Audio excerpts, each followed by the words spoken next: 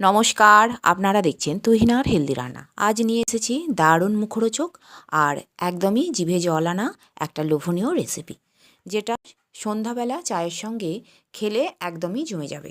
আমি এখানে এক বাটির মতো বড় দানার সাবু নিয়েছি, আর নিয়েছি কিছু কাঁচা বাদাম আর শুকনো লঙ্কা, আর একটা বাটিতে নিয়েছি ছোলা ভাজা আর কিছু কারি পাতা।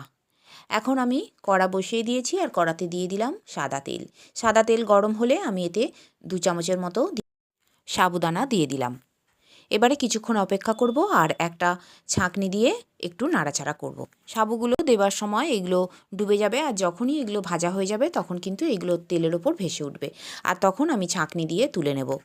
আমি একটা তেলের ছাঁকনির ওপরে আমি সাবুদানাগুলো তুলে রাখবো যাতে তেলটা ঝরে যায়। ভালো করে ঝাঁকিয়ে নেবো, আর একটা প্লেটের ওপরে টিস্যু পেপার রেখে দিয়েছি, তার ওপরে আমি সাবুদানাগুলো রেখে দেবো যাতে এক্সট্রা তেলটা এতে টেনে নেয়। আবারও আমি কিছুটা পরিমাণ সাবু তেলের মধ্যে দিয়ে দিলাম আর একটা ছাঁকনি দিয়ে ভালো করে নাড়াচাড়া করে নিলাম। সাবুগুলো তেলে যখন ভাজা হবে এইগুলো কিন্তু একটু ফটে বা একটু তেল ছিটকে যায়, তাই খুব সাবধানে এইগুলো ভাজতে হবে। এইগুলো ভাজার সময় চারিদিকেই তেল ছিটকে পড়ে, তাই এই গরম তেল যাতে না গায়ে পড়ে সেই দিকে কিন্তু লক্ষ্য রাখতে হবে। এখন আমি এইগুলো তুলে নিয়েছি আর তেলটা ঝাঁকিয়ে ভালো করে ঝরিয়ে নিয়ে আমি ওই প্লেটের ওপর রেখে দিলাম। আবারও কিছুটা পরিমাণ সাবু আমি গরম তেলের মধ্যে দিয়ে দিলাম আর একইভাবে বেশ কিছুক্ষণ সময় ধরে উল্টে পাল্টে আমি এইগুলোকেও ভেজে নেব। এখন এইগুলো ভেসে উঠেছে, অর্থাৎ ভাজা হয়ে গেছে, আর এইগুলোকে আমি তুলে আর একটা ছাঁকনির উপর রাখলাম আর তেলটা ভালো করে ঝাড়িয়ে নিলাম, আর তারপর প্লেটের উপর রেখে দিলাম। টিস্যু পেপার হয়তো সবসময় বাড়িতে থাকে না, তাই ছেলে মেয়েদের যে সাদা খাতার পাতা থাকে সেই রকম পাতা দিয়ে দিলেও কিন্তু তেলটা ভালো করে টেনে নেবে। এখন আমি বাকি সাবুদানাগুলোও দিয়ে দিলাম আর এইগুলোকেও আমি একইভাবে ভালো করে ভেজে তুলে রাখবো। প্রতিবার আমি ভাজার সময় এইগুলোকে ভালো করে তেল ঝাড়িয়ে ঝাড়িয়ে তেলটা ঝরিয়ে তবে আমি প্লেটের উপরে রাখছি। এখন আমার সাবুদানাগুলো সব ভাজা হয়ে গেছে। এখন আমি এতে দিয়ে দিলাম কাঁচা বাদাম। যেহেতু কাঁচা বাদাম তাই এইগুলো একটু ভাজতে সময় লাগবে, আর কাঁচা বাদাম ভাজার সময় ফ্লেমটাকে একটু লো রাখতে হবে, কারণ গ্যাসে জোর দেওয়া থাকলে বাদামটা ওপর থেকে ভাজা হয়ে যাবে কিন্তু ভিতরটা কাঁচা থাকবে, এতে কিন্তু খেতে ভালো লাগবে না। এখন আমার বাদামগুলোও ভাজা হয়ে গেছে, এগুলোও আমি একইভাবে ছাঁকনি দিয়ে তুলে রাখবো আর তেলটা ঝাড়িয়ে ঝাড়িয়ে যতটা সম্ভব তেলকে ঝরিয়ে নেব। তেল ঝরিয়ে নেবার পর আমি একটা বাটিতে তুলে রাখলাম, আর কয়েকটা শুকনো লঙ্কা এবার আমি তেলে দিয়ে দিলাম আর শুকনো লঙ্কাগুলোও আমি ভেজে নেব। শুকনো লঙ্কা খুব বেশি কালচে করে ভাজলে ভালো লাগবে না, বেশ একটু ব্রাউন কালার আসবে তখন এগুলোকে তুলে নিতে হবে। লঙ্কাগুলো তুলে নেবার পর আমি এতে দিয়ে দিলাম কড়াইগুলো আমার ভাজাই ছিল, কিন্তু আর একবার আমি তেলে ভেজে নিলাম। এখন আমার ছোলা কড়াইগুলো ভাজা হয়ে গেছে, এগুলোকেও আমি তুলে রাখলাম আর তেল ঝাড়িয়ে ঝাড়িয়ে আমি ওই সাবুদানার ওপর দিয়ে দিলাম। এরপর কারি পাতাগুলো আমি ভেজে নেব আর গরম তেলের ওপরে দিয়ে দিলাম কারি পাতা। কারি পাতা তো দেওয়ার সঙ্গে সঙ্গে মারাত্মক আওয়াজ হবে, যেহেতু কারি পাতাগুলো আমার ধোয়া ছিল, তার মানে ওতে জল ছিল।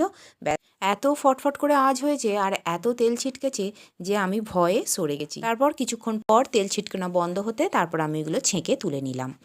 আবারও কিছুটা পরিমাণ কারি পাতা দিয়ে দিলাম, ওই একইভাবে আবার ভেজে নিলাম, ভেজে নিয়ে এইগুলোকেও তুলে রাখলাম। এই কারি পাতার গন্ধটা এত সুন্দর আর এটা খেতেও খুব সুন্দর, তাই যে কোনো মশলাদার খাবারের সঙ্গে এই কারি পাতা দিলে তার টেস্ট কিন্তু একদম অন্যরকম হয়। এখন আমার সব কিছুই ভাজা হয়ে গেছে, এবারে সাবুদানার ওপরে আমি দিয়ে দিলাম বাদাম ভাজাগুলো, এরপর দিয়ে দিলাম হাফ চামচের মতো বিট লবণ, এরপর দিয়ে দেব চাট মশলা। চাট মশলা আমার খুব বেশি ছিল না, মোটামুটি যতটুকু ছিল তাতেই এটা যথেষ্ট। চাট মশলাটা দিয়ে দেবার পর আমি এতে দিয়ে দেব আমচুর পাউডার। এখন আমি এতে দিয়ে দিলাম হাফ চামচের মতো আমচুর পাউডার। এই আমচুর পাউডার যে কোনো জিনিসে দিলে তার টেস্ট একদম অন্যরকম হয়। আর এখন আমি সমস্ত কিছুকে ভালো করে মেখে নেব। লঙ্কাগুলো গোটা গোটা ছিল, এইগুলোকে আমি দু আধখানা করে নিলাম, এতে করে কি হবে ভিতরের দানাগুলো বেরিয়ে আসবে আর এটা বেশ ঝালঝাল খেতে হবে। লঙ্কাগুলো ভেঙে নেবার পর আমি এবার চামচে করে সমস্ত কিছুকে মিক্সড করে নেব। চামচে করে করলেই এটা সুবিধা হবে, তাই চামচে করে ধীরে ধীরে এইগুলো করতে হবে যাতে না পড়ে যায়, আর একদম নিচু থেকে ওপরে সব কিছু যেন ভালো করে মিক্সড হয়। এইভাবে ধীরে ধীরে সমস্ত কিছুকে আমি ভালো করে মিশিয়ে নেব, এতে করে লবণ আর আমচুর পাউডারটা প্রত্যেকটা জায়গাতেই মিশে যাবে আর খেতেও সুন্দর হবে।